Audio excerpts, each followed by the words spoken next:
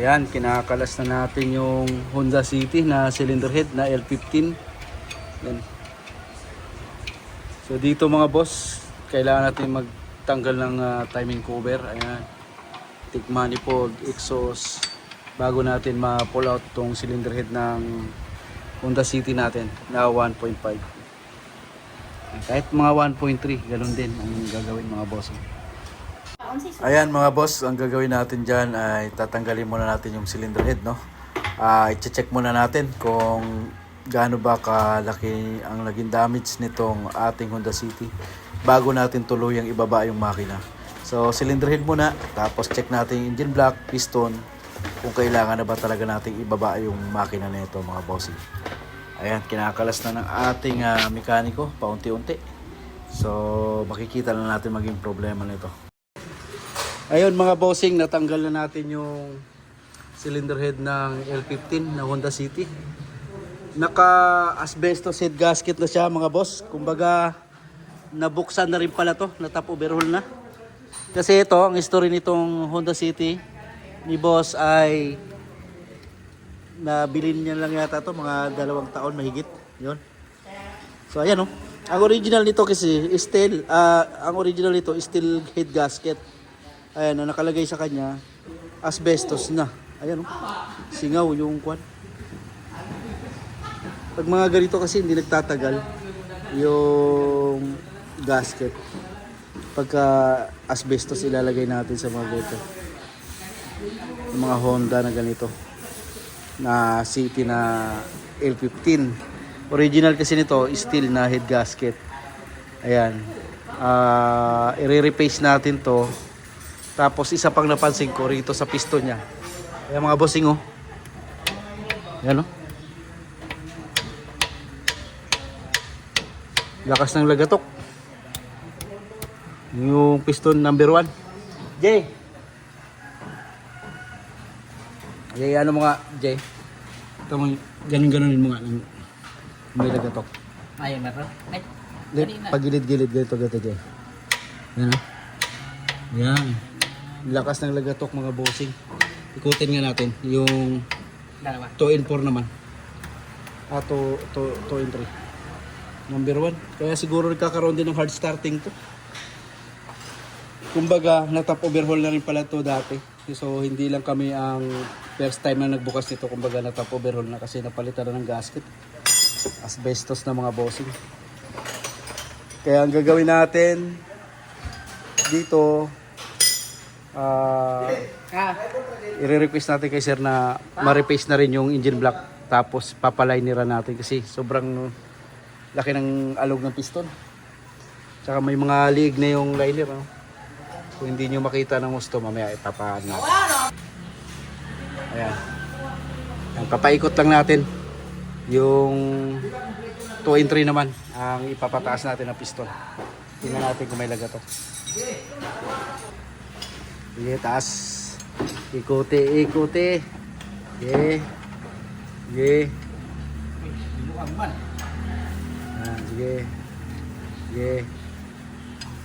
Okay lang pa kanan. Oh, okay lang pa kanan. Sige, pa kanan mo. Ay. Yung ano, J. Kabila, J, kabila. Baka, yan. Sige. Okay.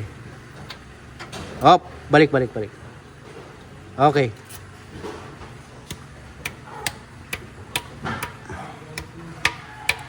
Dalawa. Mala, 3.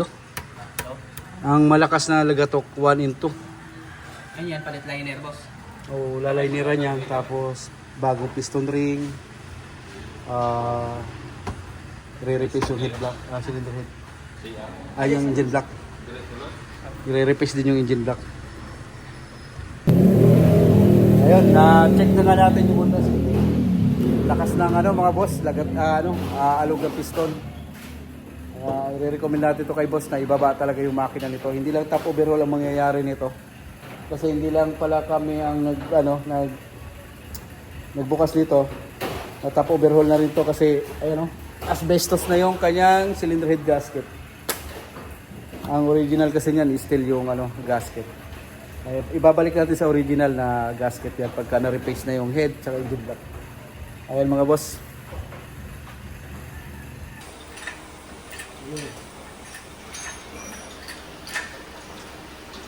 Baba. Makina. Atras konti. Turbo light, nasagasaan. No? Wala na. Wala na. Tapos na sagasaan. Yun pa. Lagyan mong karton ilalim yun ha. Para hindi magkalat yung langis. Alright, sige. Okay. Nauwi na sa baba makina yung Honda City natin. Overhaul ang mangyayari. Sobrang kalog ng piston. Ayan mga boss, nakababa na yung engine block natin tsaka cylinder head. So ihatid na natin ng machine shop yan para maayos na itong makina ng City mga bossing. Yan, dito na. Balik na rin mga yun. Tingnan natin yung pagka-repace.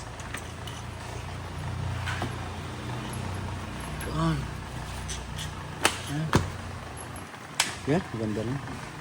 Yun, na-repace na. Yun, tapos yung piston.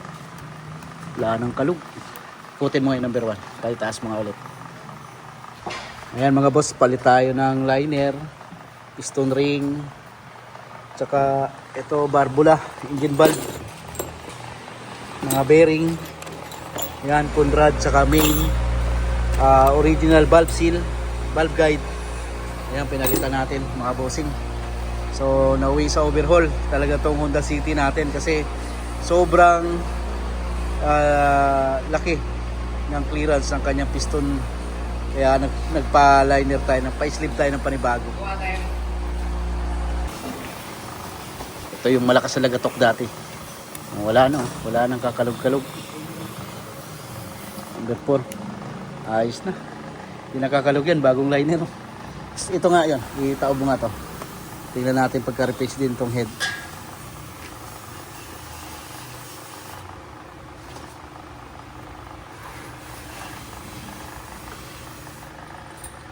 Yan, okay din.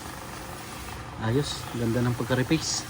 Okay, tapos dito, pwede pang panggagalingan yan kasi. Pinatanggal ko kasi ito.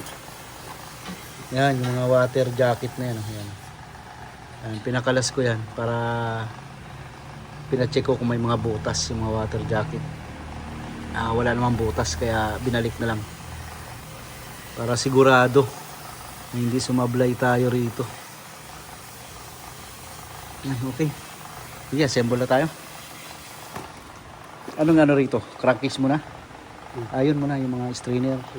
Hangin na mo ng ano yun ha. Dire yun, isa.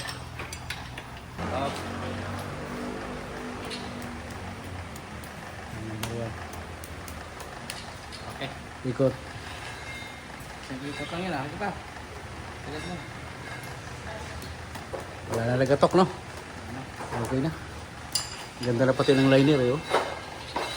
Okay. Sa engine block at saka cylinder head mga boss, may palatandaan yan na kontil. Ayan, oh. Tuturo natin ha. Pag naubos yung kontil na yan sa pag-repace, ibig sabihin manipis na yung engine block, hindi na pwedeng i-repace ulit pagka bumingkong. Ganon din yan sa cylinder head mga boss. Meron din yung kontil na palatandaan. At syempre dahil replacement yung head gasket at asbestos yung nilagay, ngayon ibabalik natin sa original. Yung gasket niya mga boss, ayan, still original head gasket po talaga dapat ang ilalagay natin sa mga ganitong Honda na L15, no? Para mas matibay mga bossing. At tumatagal talaga ang buhay pagka cylinder head gasket talaga na original ang ginagamit natin, tulad nitong mga Honda na naghahalo na yung langis sa tubig or coolant mga boss. Ayan, original na, nilalapat na natin yan. Tapos sunod yan, cylinder head, ito-torque na natin mga boss. Titingnan natin kung magiging okay na ba itong in-overhaul natin na makina ng Honda City.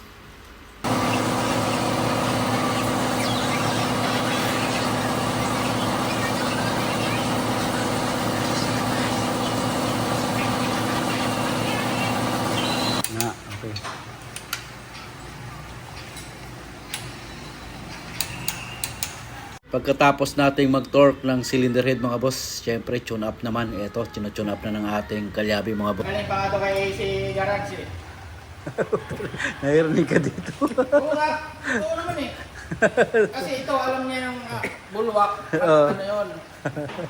Bulwak may pressure. Di ba yun? Oo. Ang pressure nun. May bulwak na ang ilong. Lahat kami dito kumampi kay tatay. Yung gawawa ng adventure. Kasi tama siya. Yung isa may tama.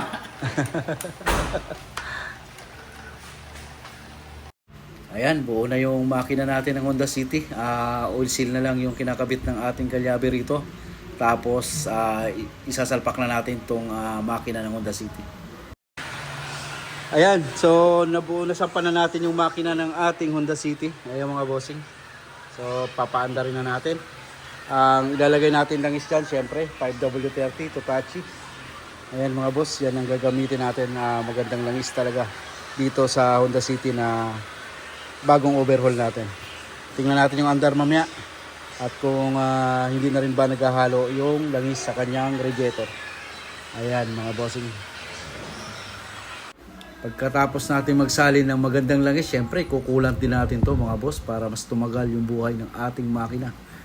Yan ang panlaban natin sa ating makina mga boss, magandang langis at laging nakakulant para mas lalong tumagal yung buhay ng ating makina mga bossing. Andar kaya yan? Start mo na. Kaya natin andar.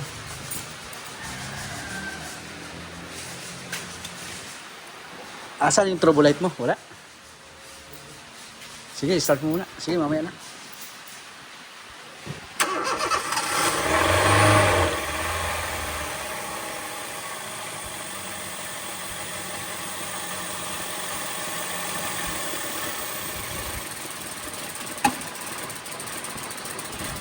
Fire. Yan lang. Sige. Start. Huwag mong gagasolinahan ha.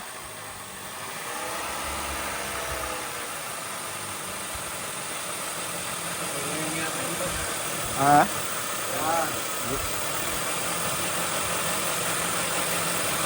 Bayaan mo lang.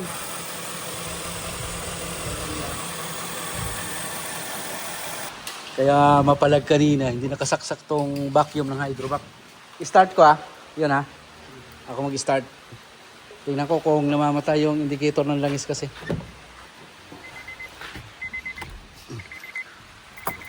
Start natin mga bossing. Ayan. Indicator ng oil, check engine, battery. Dapat walang natitira dyan pagka i-start natin. Start. Yun. Kanina kaya mapalag, hindi na niya naisaksak yung vacuum ng hydrovac. Yan, goods na siya mga boss. Patining na yung andar. Break in na lang tayo. Ayan, wala nang natitirang mga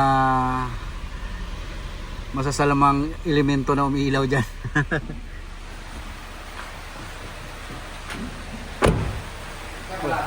Oh, yun, matining na oh. Tahimik makina. Kanina, gay. 1,200 yung ano. Hindi mo maintindihan kung saan eh. Yan walang bulwak, walang bula. Ayun, kalmado. Wala daw sir. Hindi makita. Pag ano niya, babalik na lang natin. Tining ng andar na, Jay.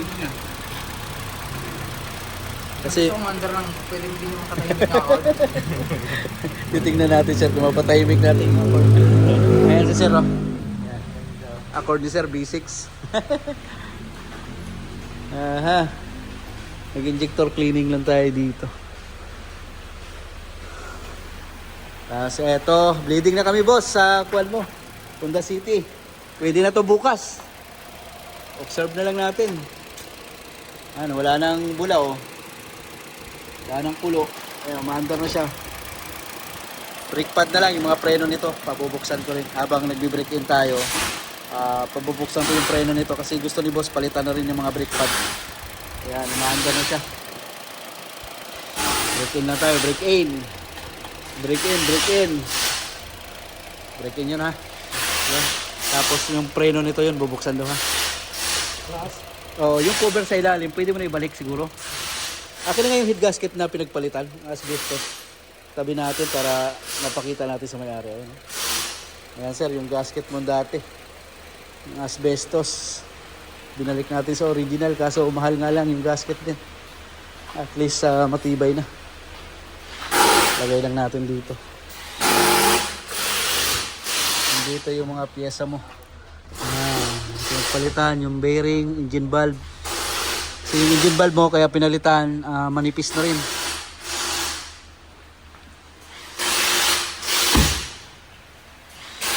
Kalmado na siya.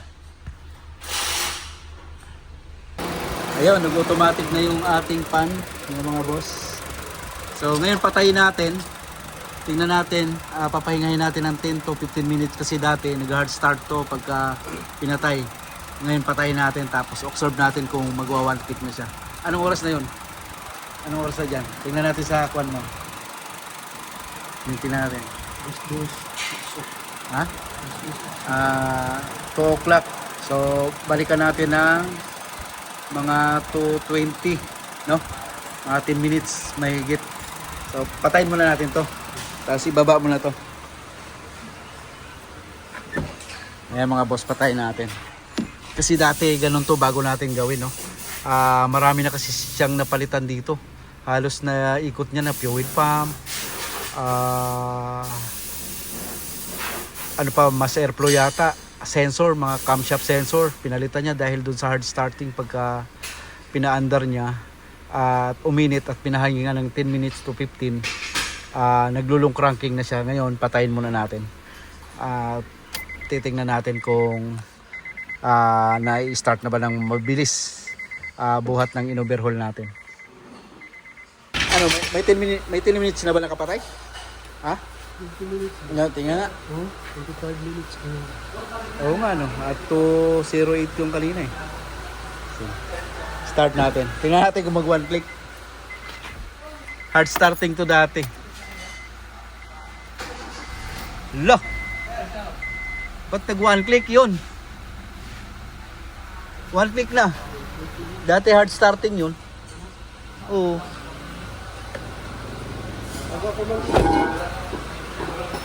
Sa makina lang talaga naging problema mga bossing, no? Yung hard starting niya. Baka pag uminit na, naglo-lose compression na siya kasi sobrang laki ng alog ng piston. Tapos nagka-problema pa yung head gasket niya. Okay mga boss, road test na kami ni Calyabing GR dito sa in-overhaul naming Honda City. Ayan. Napakatahimik na ng kanyang andar mga bossing. Ang maingay lang yung mekaniko. Maingay yan. Medyo umuulan pa. Ngayon, road test tayo. So medyo malaki na rin ang naggastos ni Sir dito sa kanyang Honda City dahil sa kaka-troubleshoot niya doon sa hard starting, no? Na pagka uminit na. So yun nga, tama nga yung diagnose natin na head gasket ang may problem, tapos nakita rin natin na may problema yung kanyang piston. So kanina tinesting natin, pinahinga natin ng 10 minutes or magpi 15 minutes kasi ganun dati siya, no? Pagka galing sa mainit tapos pinahinga mo, hard starting na, pahirapan ng umandar. Kung nakita nyo naman dati yung unang pagdala sa atin. So long cranking talaga siya. Yun. Ngayon nang nagawa natin, nasubukan na nating pahingahin tapos i-start, napaka one click niya ng mga boss, i-start. So ito pwede nang i-release, so break in lang kami rito sa ating Honda. Pinalitan natin to, connecting rod bearing, main bearing, piston ring, nagpa-slip tayo ng panibago, original head gasket, original valve seal, tsaka palit na rin tayo ng valve guide, engine valve. Yun, pinalitan na rin natin.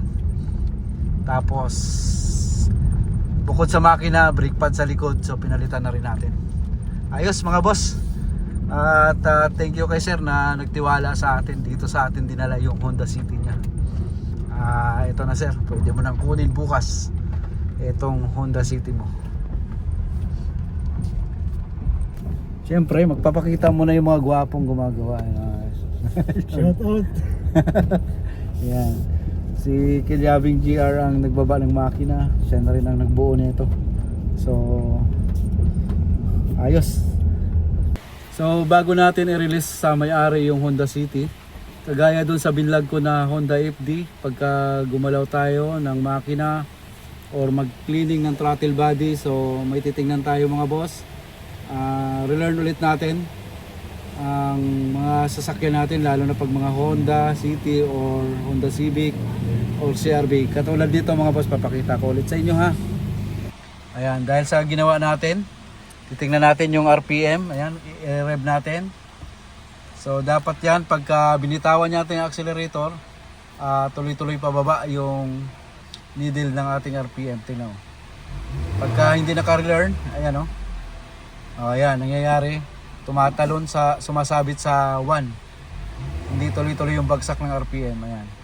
Ayan. Kaya kailangan natin mag-relearn ulit ng throttle body bago i-release natin itong sasakyan o bago natin ibigay sa may-ari. Okay? Kuha kang scanner ulit. I-relearn, boss? Oo, throttle body. Relearn tayo. So gagawin natin guys, papatayin muna natin yung makina. So mag-relearn muna tayo. Then on ignition, papa-scan na rin natin mga boss. Yan, system scan muna bago tayo mag-relearn.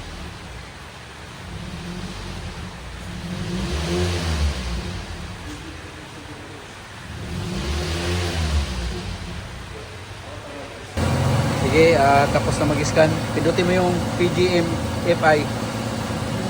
Yung PG, ayan, yan, PG. Enter.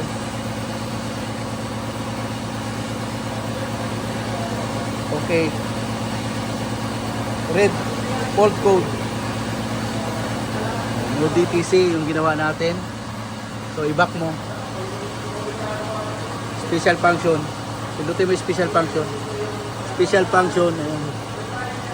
Ayan.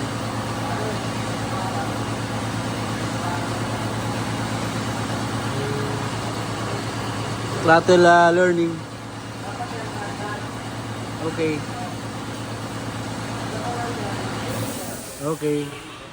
Stop the engine. Ensure. Oh, yan. Neutral parking. Okay. Yan. The TP learning has been cleared. Clean. The throttle body report service manual is not supported. Okay. Yan. Pag yan dapat gawin, no. Pag nagre-learn tayo, ensure the electronics, audio, walang mga diyan, ilaw, radyo. Okay. Okay. Sige. Okay. Hindi na natin, okay. Alright, sige. Kailangan kasi 194 degrees Celsius painitin natin pagkatapos natin mag-throttle learning. Pero ito kasi mainit na ito. Kumbaga nag-break in kasi tayo nito kaya hindi na tayo kailangan antayin yung 194 degrees. Alright, start na natin.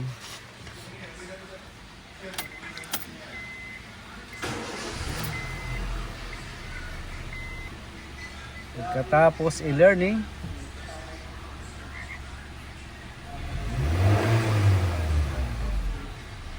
halika. Tingnan mo. Di ba kanina sumasabit yan? Pagka nag-rev ako, tapos binibitawan ko, tingnan mo ngayon. Tuloy-tuloy na. Di ba? Isa pa.